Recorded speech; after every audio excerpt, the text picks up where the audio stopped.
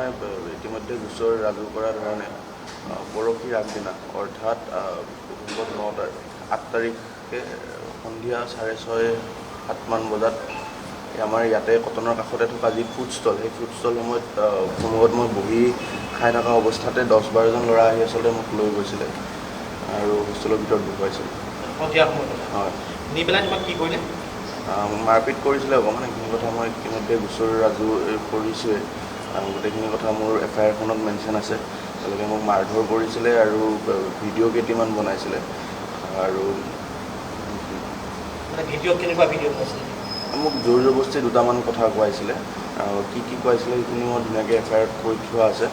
যে মানে মই তেওঁলোকৰ আচলতে মোক দুটা ভিডিঅ' জোৰ জবৰদস্তি তেওঁলোকে যেনেকৈ কৈছিলে, যি ধৰণে কৈছিলে সেই ধৰণে বনাবলগীয়া হৈছিলে। তেওঁলোকে এটা লাইন কৈ গৈছিলে আৰু পিছত মই সেই এটা লাইন তেওঁলোকে যেনেকৈ কৈছিলে তেনেকৈ ক'বলগীয়া হৈছিলে।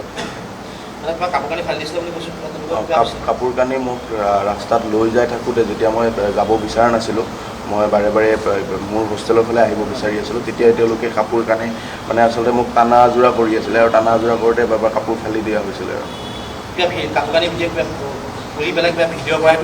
নাই কাপোৰ খুলি একো ভিডিঅ' বনোৱা হোৱা নাই। বৰঞ্চ নাই অশ্লীল ভিডিঅ' একো নাই। বৰঞ্চ মোৰ ফালা কাপোৰটো সিহঁতে বেলেগ এটা চাৰ্ট পিন্ধাই দিছিলে সেইটো ভিডিঅ' বনাবৰ বাবে। চাৰ্ট পিন্ধাই মেলি তেওঁলোকে নৰ্মেল পৰিস্থিতি এটা মানে প্ৰডিউচ কৰিবলৈ বিচাৰিছিলে আৰু যে একো নাই হোৱা, একো মাৰপিট নাই হোৱা, চব ঠিকে আছে, আহি নিজাকৈ ভিডিঅ'টো বনাইছে, তেনেকুৱা এক বস্তু তেওঁলোকে দেখুৱাব বিচাৰিছিলে। সেইবাবে মোৰ ফালা কাপোৰ খোলাই তেওঁলোকৰ পৰাই নতুন চাৰ্ট এটা মানে বেলেগ চাৰ্ট এটা দিয়াই কিনে চাৰ্ট এটা পিন্ধিব দিছে।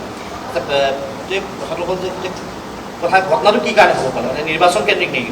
ঘটনাটো মোৰ বোধ হয় গোটেইখিনি নিৰ্বাচন কেন্দ্ৰিকে। মই যোৱা বছৰলৈ সেইখন হোষ্টেলৰে আৱাসী আছিলোঁ আৰু এইবাৰ মই এইখন হোষ্টেলৰ পৰা যিহেতু নিৰ্বাচনত খেলিম বুলি সিদ্ধান্ত লৈছিলোঁ, গতিকে মই ভাবোঁ সেইটো কাৰণতে তেওঁলোকে তেনেকুৱা কিবা পদক্ষেপ লৈছে। তোমাক কি ক'ব দিছিলে? মানে যে ভিডিঅ'ত যে কিছুমান কথা ক'ব দিছে, কি ক'ব দিছিলে? সেইখিনি কথা আচলতে মই মিডিয়াৰ আগত তেনেকৈ ক'ব নাই বিচাৰা। তথাপিও তেওঁলোকে মই এনে কথা কিছুমান কৈছোঁ।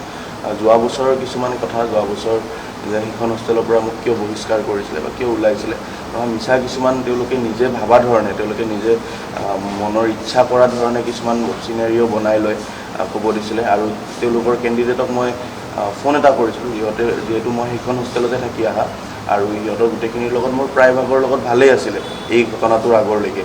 গতিকে মই ফোন কৰিছিলোঁ, ফোন কৰি তাক আহ্বান জনাইছিলোঁ আচলতে কাজিয়াখন ৰখাবলৈ। কাজিয়া হৈ থাকিলে তাৰে মোৰে অসুবিধা হ'ব আৰু আজি যি পৰিস্থিতি অসুবিধা তাৰ আৰু মোৰে আটাইতকৈ বেছি হৈ আছে।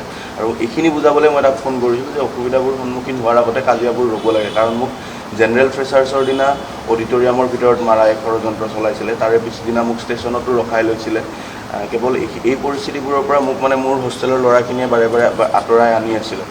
তো এই আঁতৰাই অনাৰ পিছত মই তাক ফোন কৰি কৈছিলোঁ যে মানে যে এইবোৰৰ পৰা এই যোনজন তেওঁলোকৰ কেণ্ডিডেট দীপশেখৰ কলিতা, তাক মই ফোন কৰিছিলোঁ। ফোন কৰি কৈছিলোঁ যে এইবোৰ কাজিয়াবোৰ শান্ত হ'ব দিব লাগে আৰু সকলোকে অনুৰোধ জনা আৰু কাজিয়াখন ৰখা, তাৰমানে নহ'লে অসুবিধা হ'ব।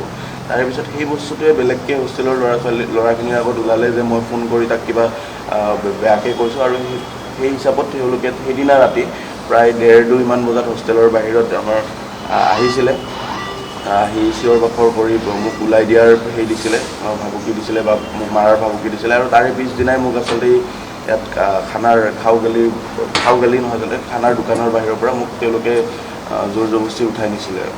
কিহেৰে পিটিছিলে? মোক গিটাৰ এখন আছিলে, গিটাৰ এখনেৰে পিটিছে আৰু হাতেৰে পিটিছে আৰু গুৰিয়াইছিলে। কেইজনমান? মানে এক্স বৰ্ডাৰ নে প্ৰেজেণ্ট বৰ্ডাৰ?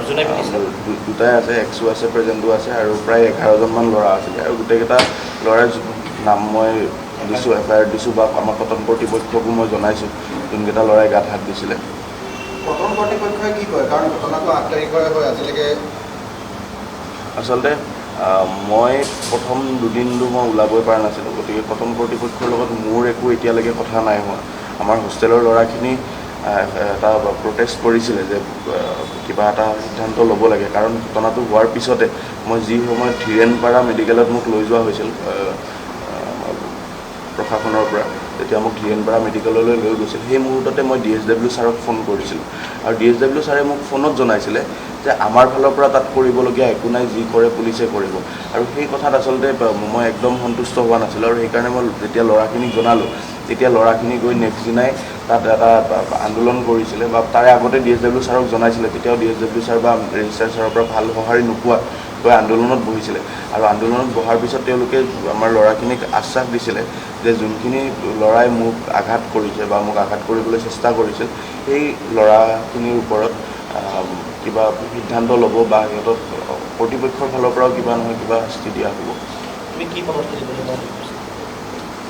বৰ্তমানটো মই নিৰ্বাচনৰ পৰা প্ৰায় আঁতৰি অহাৰ দৰে, কাৰণ মোৰ মনতো ভয় সোমাইছে। তথাপিও মই সভাপতি পদত নিজৰ প্ৰতিদ্বন্দ্বিতা আগবঢ়াম বুলি ভাবিছিলোঁ আৰু এতিয়া মোৰ কাৰণে আচলতে নিৰ্বাচনতকৈ মোৰ নিজৰ প্ৰাণৰ ভয়টো বেছি হৈছে, কাৰণ এই গোটেইখিনি কাৰবাৰ হৈ যোৱাৰ পিছত মই যেতিয়া FIR দিলোঁ, FIR দিয়াৰ পিছত আচলতে এতিয়া মোক বদনাম কৰিবলৈ বা মোক মানসিকভাৱে শাস্তি দিবলৈ তেওঁলোকেও মই শুনামতে কিবা মিছা অভিযোগ বা মিছা সেই দিবলৈ ষড়যন্ত্ৰ এক চলাই আছে, মই যিমান দূৰ শুনিব পাইছোঁ। আৰু মোক আচলতে মানসিকভাৱেও খুব এই গোটেই FIR দিয়াৰ পিছৰ পৰাই মোক মানসিকভাৱে খুব, যদিও ডাইৰেক্টলি আহি মোক একো কোৱা নাই, কিন্তু মানসিকভাৱে মোক খুব শাস্তি দিয়া হৈ আছে। আমাৰ কটনৰ যি সৰু সৰু ভাইটি ভণ্টিসকলক মোৰ বিষয়ে কথা কৈ ফুৰা হৈছে যে 2 বছৰ আগত 3 বছৰ আগত কিবা ঘটনা হৈছিলে, মই কাৰোবাক ভাবুকি দিছিলোঁ, 2 বছৰ 3 বছৰ আগৰ কথা কৈ এতিয়াও মোক মানসিকভাৱে খুব অত্যাচাৰ কৰি আছে আৰু খুব সোনকালে তেওঁলোকে মিছা অভিযোগ বা মিছা গোচৰ কিছুমান দিব বুলি মই শুনিবলৈ পাইছোঁ। তুমি সেই SNBCৰ পৰা কি কাৰণে ওলাই আহিব লগা হৈছিলে? আচলতে যোৱা বছৰ মই SNBCৰ পৰা ইলেকশ্যন খেলা কথা আছিলে আৰু তেওঁলোকৰ লগত মোৰ ৰাজনৈতিক মতামত নিমিলে বা তেনেকুৱা ধৰণৰ কিছুমান কথাৰ বাবে মই তাত অকণমান নিজাববীয়াকৈ মাত দিছিলোঁ আৰু তাৰপিছতেই সেইবোৰ ঘটনা হোৱাৰ পিছতে তেওঁলোকে মোক তাৰে পৰা প্ৰায় বহিষ্কাৰ কৰা যেন কথা।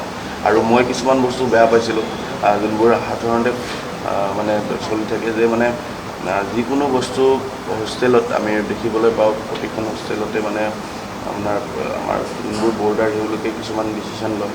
তো সেই ডিচিশ্যনবোৰ যেতিয়া বৰ্ডাৰবোৰৰ ওপৰত যেতিয়া বেলেগ মানুহ কেতিয়াবা আহে, মই সেইবোৰ বস্তু অকণমান টান পাইছিলোঁ। তো সেইবোৰ কথাক লৈ মানে তেওঁলোকে মোক তেতিয়া বহিষ্কাৰ কৰিছিল।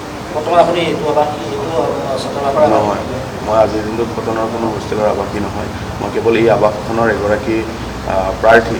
মই ইয়াত ভাড়াঘৰত থাকোঁ গুৱাহাটীত। মানে এইবাৰ ইলেকশ্যনৰ কাৰণে তুমি এতিয়া কোন ষান্মাসিকত পঢ়ি আছা? মই স্নাতকোত্তৰ 3য় ষান্মাসিক, environmental biology and wildlife science বিভাগত। আৰু কোনটো হোষ্টেলত বৰ্তমান থাকা? মই হোষ্টেলত নাথাকোঁ বৰ্তমান, মই ভাড়াঘৰত।